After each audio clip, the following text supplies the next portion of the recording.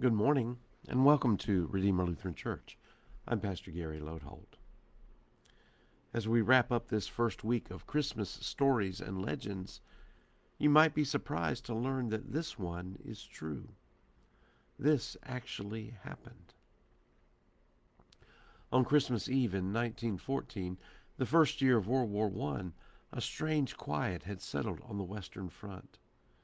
It was a welcome respite for a group of lonely English soldiers who had become all too familiar with the roar of the cannons and the whine of the rifles. As they reclined in their trenches, each man began to speculate about the activities of their loved ones back home. "My parents are just finishing a toast to my health," a lad from Liverpool said slowly.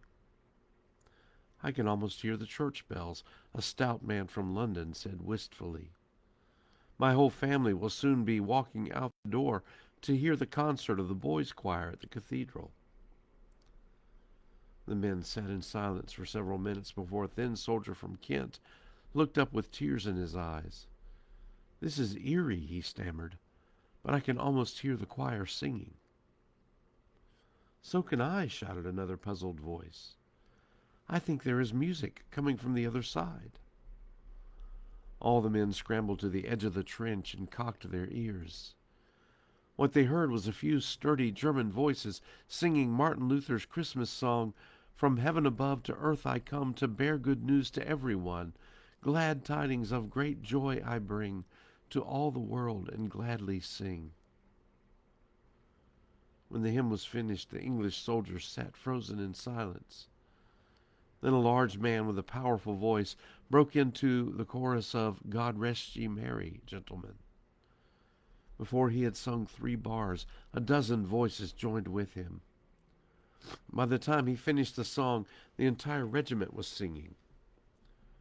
Once again there was an interlude of silence until a German tenor began to sing "Stille Nacht."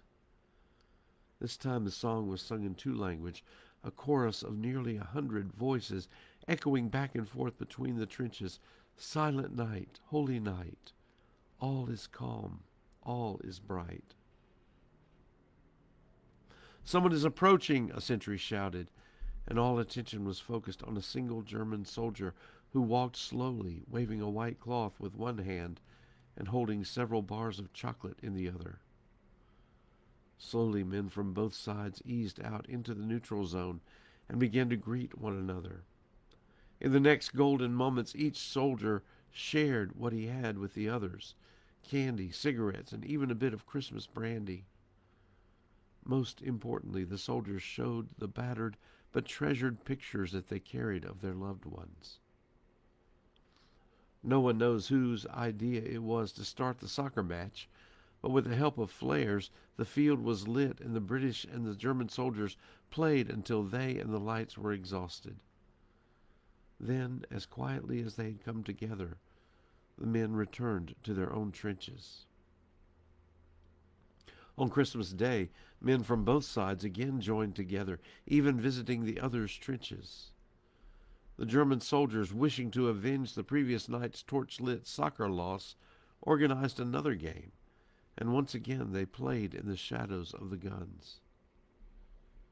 In a few days, when the orders came to resume the battle, neither side was willing to take the first shot, and in fact fresh troops had to be brought in on both sides before a shot was fired.